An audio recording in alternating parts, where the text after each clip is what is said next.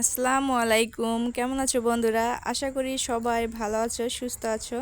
অনেক দিন পর নতুন একটা ভিডিও নিয়ে চলে আসলাম। আশা করি আমার ভিডিওটা ভালো লাগবে। আসলে সংসারে কর্মব্যস্ততা, ছেলে মেয়ে বাচ্চা কাচ্চা নিয়ে সংসার সামলিয়ে ভিডিওটা আর ঠিক মতো দিতে পারিনি।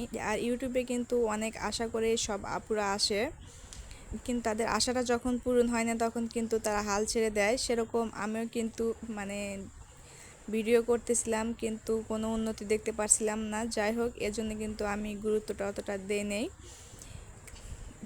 আর অনেক দিন হলে ভিডিও দেই না, হয়তো আমার আপু ভাইয়ারা কিন্তু আমাকে ভুলে গেছে। তারপরে কিন্তু আমি আবার চেষ্টা করতেছি, নতুনভাবে আবার ভিডিও দেবো, রেগুলার দেওয়ার চেষ্টা করব ইনশাল্লাহ। কারণ চেষ্টা না করলে কিন্তু কোনো কিছুতেই সম্ভব হয় না। এজন্য আমি আবার হাল ছেড়ে দিয়েছিলাম, তারপরে কিন্তু আমি আবার চলে এসেছি।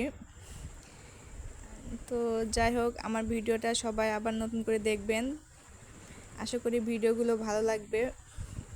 আর অনেক ব্যস্তই ছিলাম, যার কারণেও ভিডিওটা দেওয়া হয়নি, এজন্য কিন্তু এতটা গুরুত্ব দেইনি আমি। আসলে ঈদ গেল, ঈদের ভিতরে কিন্তু অনেক কাজ, ঈদের আগে আবার আমার পরীক্ষা, এসব ঝামেলা নিয়ে আর ভিডিও করতে গেলে কিন্তু অনেক গুছিয়ে কাজ করতে হয় আর অনেক সময় দিতে হয়।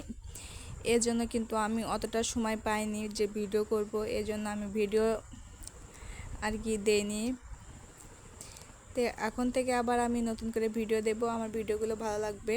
আর আমার ভিডিওটা ভালো লাগলে আমার চ্যানেলটাকে সাবস্ক্রাইব করে আমার পাশে থাকবেন, আর ছোট্ট একটা লাইক করে দেবেন, কারণ আপনার একটা লাইক কিন্তু আমার ভিডিও হাজার হাজার মানুষের কাছে পৌঁছে দিতে পারে। আর রাতের খাবারের জন্য আমি এখানে পেঁয়াজ ভর্তা করতেছি। পেঁয়াজ ভর্তাটা কিন্তু অনেক মজা লাগে, আর গরম গরম ভাতের সাথে এই পেঁয়াজ ভর্তাটা কিন্তু আমার অনেক পছন্দ।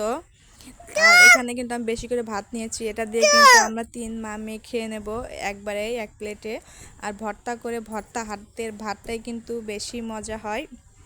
তো খাওয়া দাওয়া করেছি, রাতে ঘুমিয়েছি, আবার সকালে উঠে কিন্তু এই যে আমি কচু শাক ভর্তা করে ভাজি করেছি। কচু শাক ভাজি দিয়েও এখানে ভাত খেয়ে নিচ্ছি। আর কচু শাক ভাজিটা কিন্তু অনেক মজা ছিল, এটাও কিন্তু আমরা মা মেয়ে খেয়ে নেব। আল্লাহ হাফেজ।